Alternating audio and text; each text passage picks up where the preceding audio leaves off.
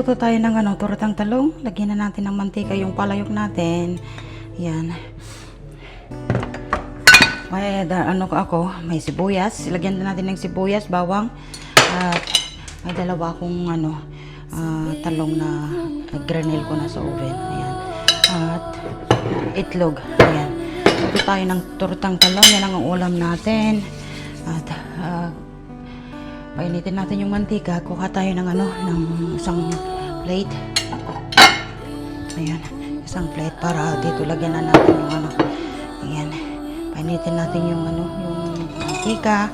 At ilalagay natin yung konting bawang kasi isa-isa nating lutuin yung yung talong. At konting sibuyas. Hati. Ayan. Igisa natin to. Ayan. Lagyan natin yung isang talong dito. Ayan.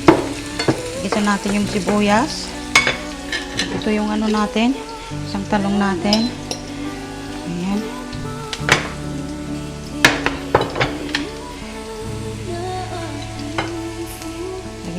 Lagyan natin ng itlog ito. Ayan, itlog. At ilagay natin dyan sa ayan, dip natin ng itlog. Ayan, o. Lutuin natin yung sibuyas. Naluto na.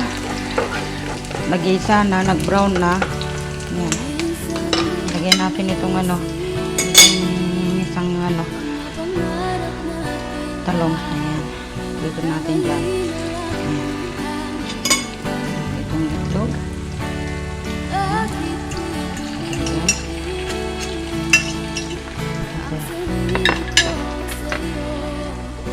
Itlog niya. Lagyan natin ganito para mapalitan natin yan. Lutuin natin ito. At babalita rin natin pag luto na. Ayan. Balitarin na natin itong itong talong natin. Ayan. Ayan. At lulutuin natin yan. Ito. 5 minutes lulutuin natin hanggang hanggang maluto. At itong isa, inilagay na natin dito. Ayan. Ang isa para ilagyan natin ng itlog. Pangalawa to. Babalikan natin pag 5 minutes na at ilagay natin sa itlog natin at yung talong. Ayan. Gusto ko kasi yung pritong-prito ba. Ayan natin, balitarin pa natin. Ayan. Ayan. Ito na. Lulutuin na natin yung isa. Yung nandyan. Sarap itong ulam. Pang tanghalian, pang gabi. Ayan. Ayun. Ito na. Tingnan natin sa baliktad. Ayan. Lagyan na natin sa plato. Ayan. Ay, dahan-dahan kasi. Ayaw ko yung masisira yung ayan.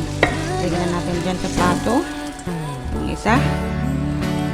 Lagyan na natin ng mantika. Yung pangalawang natin. Pangalawang gisa natin sa talong. Ayan.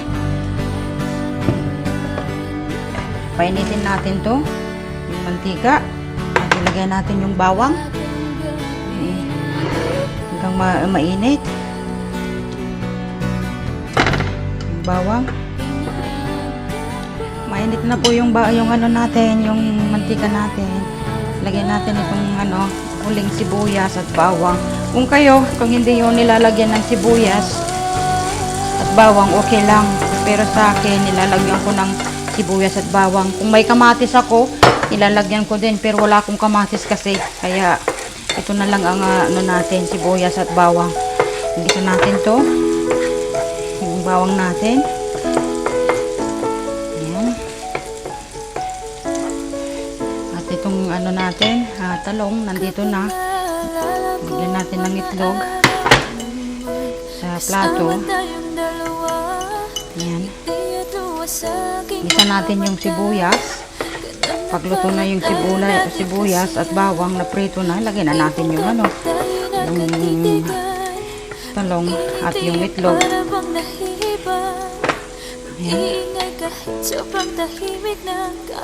Kayo, anong version nyo ang tortang talong? Minsan nilalagyan ko din ng sili. Gusto ko kasi yung manghang. Ayan. Ayan, luto na yung bawang at sibuyas. Lalagay na natin itong talong. Ayan. May itlog. Ayan. Itlog na. Lagyan na natin yung itlog. Ayan. At may kunti pa akong itlog dito na natira. Diyan, lagyan natin.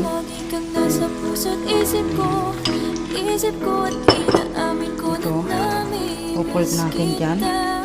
Ayan, at balitarin natin mamaya to hanggang maluto. Dyan. Itlog. Maganda. Ayan. Hayaan natin maluto yan at babalikan natin at babalikan natin. Dahan-dahan. Ayan.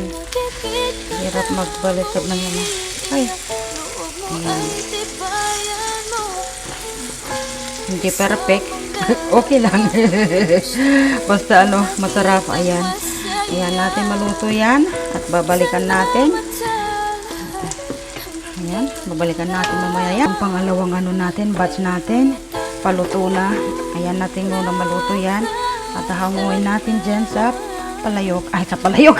Sa plate natin. Ayan. Madali lang naman lutuin ng tortang talong. Kahit anong version nyo.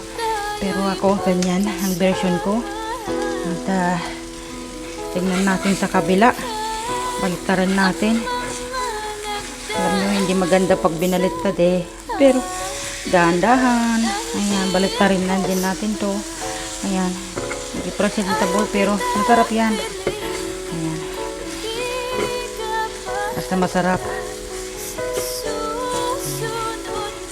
At hanguin natin doon.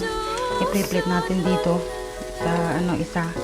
Luto na po yung natin, pangalawang batch natin. Ilagay natin dyan. Ayan. Patay na natin yung kalan. At luto na po yung itong natin, pangalawang batch natin ng tortang talong. Ayan. Lagay na natin sa plate. Ayan. Dahan-dahan. Ayan. Para namang magandang tignan. Ayan. Ang tortang talong natin. Ayan. Lagyan na natin sa yan, hugasan. Ayan. Ito na po ang natin, tortang talong natin. Madaling lang lutuin. Kanya-kanyang version po. Ito ang version ko. Basta masarap na kainin kahit hindi presentable. Ito na po at luto na po at salamat sa panonood. At mag-ingat kayo palagi at God bless tayong lahat. Paalam!